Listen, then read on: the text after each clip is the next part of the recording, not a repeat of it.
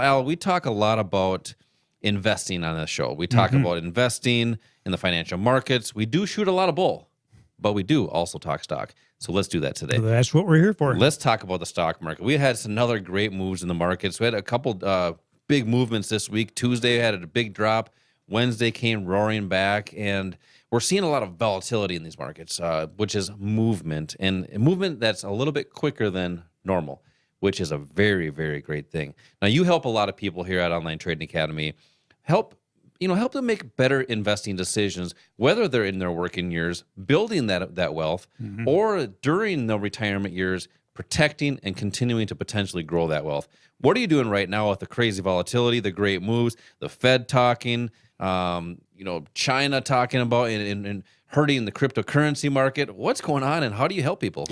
Lots of opinions out there, Josh. Every day we see opinions that support the fact that the market's going to continue going up. We see opinions supporting the fact that the market's going to go down. So there are these opinions, but then there are the facts. And the facts are what our education is built around. And the facts are that price doesn't lie. And what happens to price, in other words, where does it go after you get in? That's the most important consideration when you're looking at making a trade or an investment. You're right. And I kind of kicked the show off. We talk a lot about, talk a lot of bull. Is that kind of the same thing of that phrase as everybody has an opinion, just like something else or something or other? Where we won't go with that, but you're on the right track there. Yeah, but opinions are opinions, and opinions don't move the market. The market doesn't care what my opinion is or your opinion, but there are facts, and you really want to concentrate on what is factually moving the market, what factually impacts what the market is doing price-wise. And you can take the same trade, by the way. Let's just say that two people want to buy XYZ stock. And for one person, it ends up being a good trade, and one person, it ends up being a bad trade. How can that happen? Well, if one person got into that trade at $2 and now it's trading at $50, that's a good trade.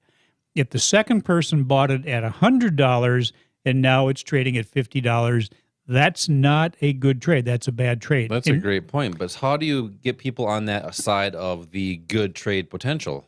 Well, yeah, the difference there between those two trades was the entry price. So, and that is the most important thing. One person bought that stock when it was on sale at the bottom, and then one bought it when it was overvalued at the market top or the market peak. So the important thing then would be to try to identify where the market bottoms and the market peaks are. So, and what if you could do that? What if you could actually create the top and create the bottom? If you could do that, couldn't you do really well in these markets? Well, I think somebody does create that. It's not you and I, though. It's not our listeners. Good. That's a good point. Yeah. Can anyone do that? Absolutely. And think about it. If something or someone is causing the price of something to stop going up and start going lower, and something or someone is causing the price to stop going lower and start going higher, is that you as a retail trader? No, it's not you. It's not me. It's not Josh. It has to be someone with a huge amount of money, millions or billions of dollars to have such a big impact on price movement. So who is that money? Who is that person or that something? It's the people we talk about every week, the smart money, the Wall Street pros, the big institutions, and they do have millions or billions to invest. So would it not make sense just to trade with the people that are creating the top and the bottom, which are these individuals? And then what if there was an investment trading strategy that showed you how to follow them and then also kept things simple because you use that same strategy for all assets and for all trading styles? It's the core strategy that Online Trading Academy has developed. And in these classes I know you're going to be talking about, we go into detail on that. We show you how that core strategy functions, how it actually identifies where those people with the millions and billions of dollars are buying and selling, because that's what you want to do. You want to follow them. You want to just don't do what people are saying you should do. Don't do what's based on someone's opinion.